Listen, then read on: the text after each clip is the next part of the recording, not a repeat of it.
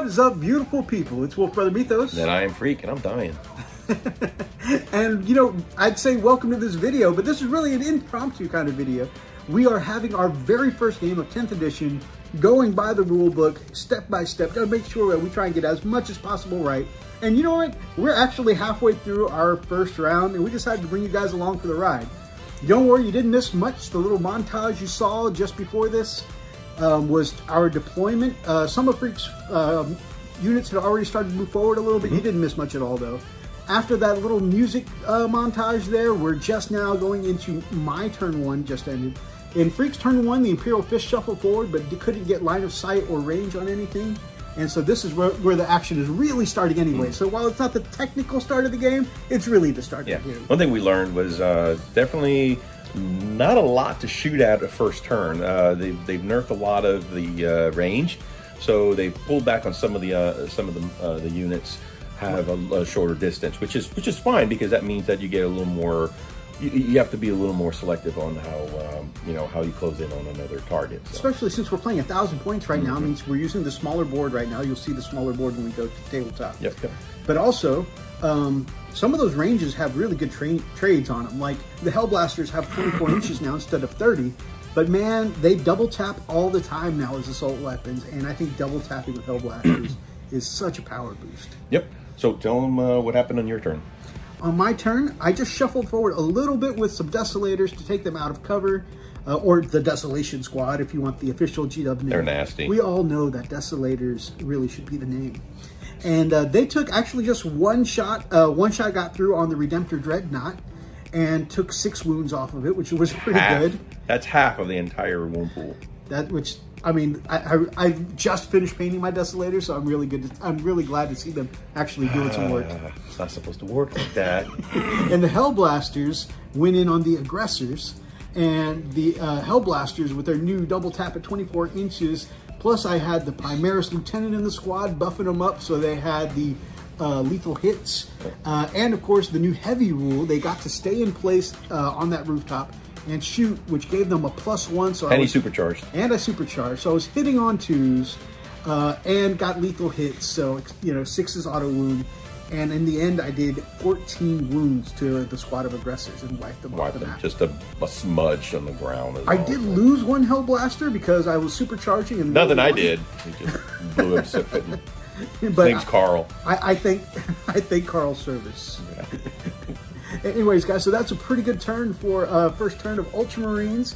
First turn of Imperial Fists was just set up. But we'll go into our turn 2 and see what the retaliation is from the Sons of Dorn.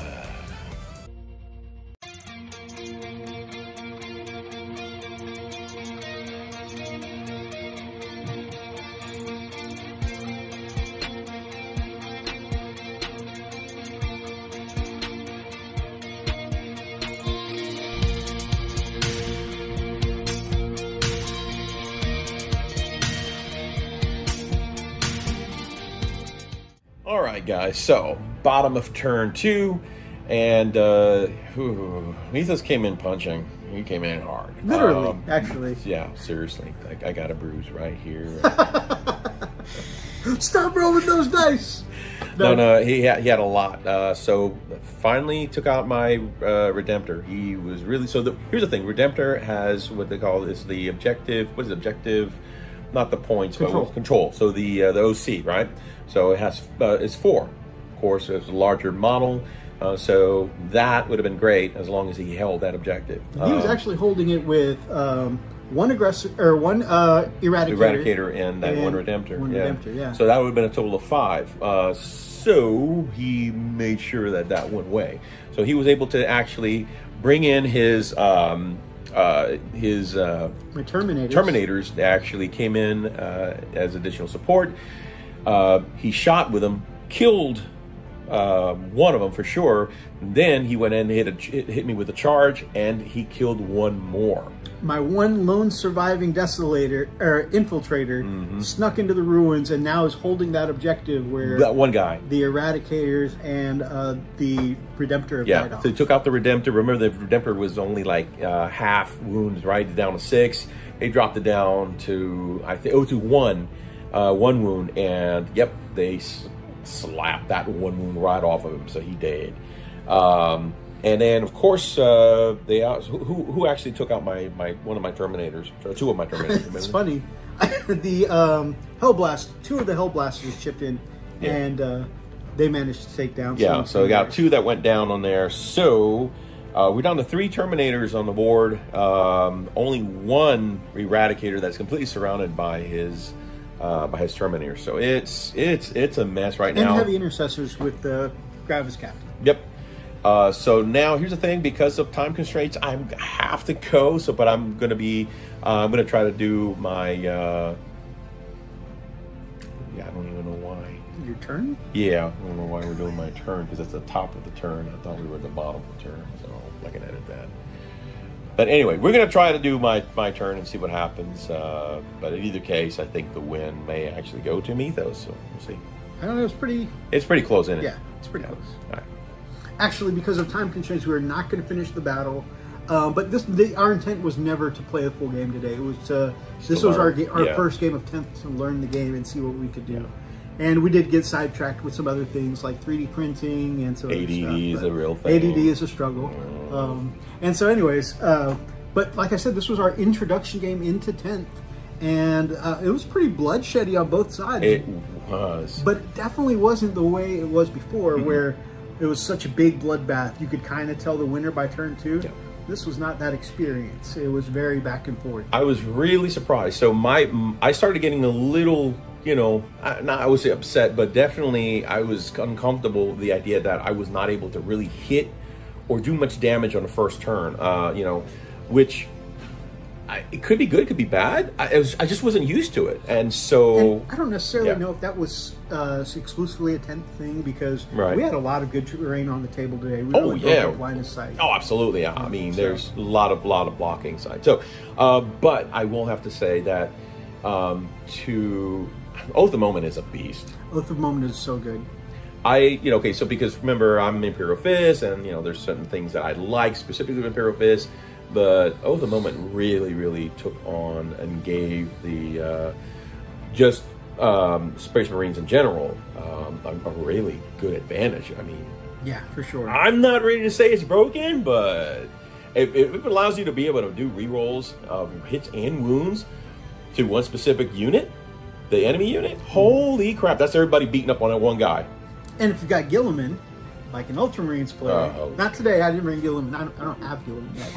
Yet. You heard them. You heard that. You said yet. You can Oath of Moment 2 targets. So that would be... Oh, he's flexing right now, guys. You notice he's doing Captain Morgan stance already. So, yeah, that's happening right now. So...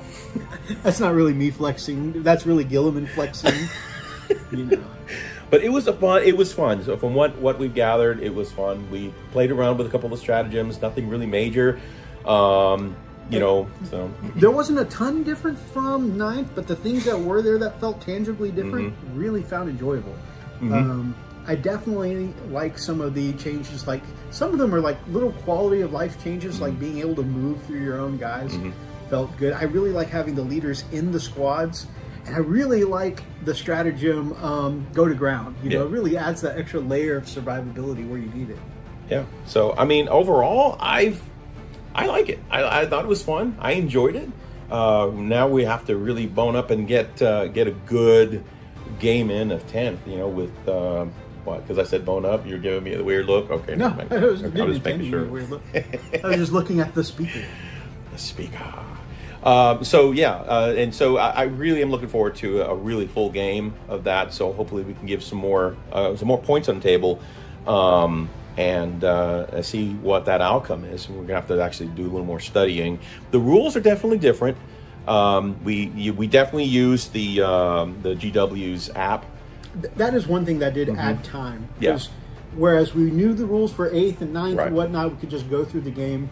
This time, even though we felt like we knew most of the changes in 10th, we really used the app. By the way, using the app is a really, we're not shills for GW, but we definitely thought the app was really well done in the fact that you could go by the app and it's got the core rules page, it's got the missions, and you could really just go step by step to make sure that you don't miss any of the changes as you're trying to learn 10th edition. So I think their app was really well done as a teaching tool. Yep. The only drawback, and I'm comparing it, of course, to Battle Scribe, is that Battle Scribe. Yeah, it's not Battle Scribe. You have to constantly go back and look at your rules for each one of your units, and it did take a little time, but it made it. You know what? It made it easier to kind of when you look at a data sheet. It was easier to memorize. Oh, so. Yeah, the information is very much more detailed, and they do have buttons that you can press to reference, which is something I always struggled with Battle Scribe. If you come across a rule that they don't have an explanation for, you're like, well, where do I find this? I do like that Battle Scribe, the Warhammer app has a button you press to look up that ability. I think overall it's better at giving information, but I like how Battle Scribe had it all in one place, you know? But Battle Scribe's dead at the moment. This is a useful thing going forward. Do I want to keep going forward with it when, you know, the new codexes come out and you got to pay for the codexes? I don't know about all that. No. However, if we're going to be buying physical copies of the codex anyways, maybe it would be worth it. Yep, it could be possible, especially since the rules have been simplified a bit, right? Yeah, absolutely. So, but yeah, I mean, again, I have nothing really negative to say about 10th from what I've played so far. We've played 1,000 points each, and like I said, I was happy. I enjoyed it. Change is always scary. Yep. We wanted to be somewhat cautiously optimistic. Oh, is always where our word. Yeah. Cautiously optimistic, but now that we've we've played a match of it so far, we don't see anything that we needed to be worried about or nervous about. So I'm sure there's going to be some different changes in errata and the Q&A and all that other crap. So they change this? Yeah, that's how it is. That's the world. One thing I did want to comment on. I wanted to play. I played my UltraMarines today specifically because I wanted. Oh, yeah, this is my first game with my UltraMarines, and they were a lot of fun. But I wanted specifically for balanced reasons to play vanilla versus vanilla, because one of the things that I've been curious about is the unification of Space Marines. Right. In a lot of previous editions. Sorry about that. I'm trying to wrap this up quick. It's always been like Imperial Fists are stronger here. Okay, next edition, UltraMarines are stronger, and then we all know Iron Hands are always on top. This felt really good. The unification of Space Marines may feel less special, admittedly, but I thought the power of the moment is strong. We didn't even touch doctrine checks because we're still trying to learn. But overall, everything felt good to use. So I'm enjoying the unification of Space Marines. And like I said, for the most part, I mean, the roll-offs and everything were pretty. And by the way, we didn't have bad rolls. It was good rolls. It was just how everything turned out. So I'm going to give you a pan of the final battlefield of what we have left. And yeah, guys, I hope you really like this. I mean, this was a lot of fun. So thanks for tuning in, guys. This isn't really quite a battle report, but this was our experiment with 10th edition. And we like to share it with you guys. Yeah, thanks for joining us. Until next time, guys. Stay frosty.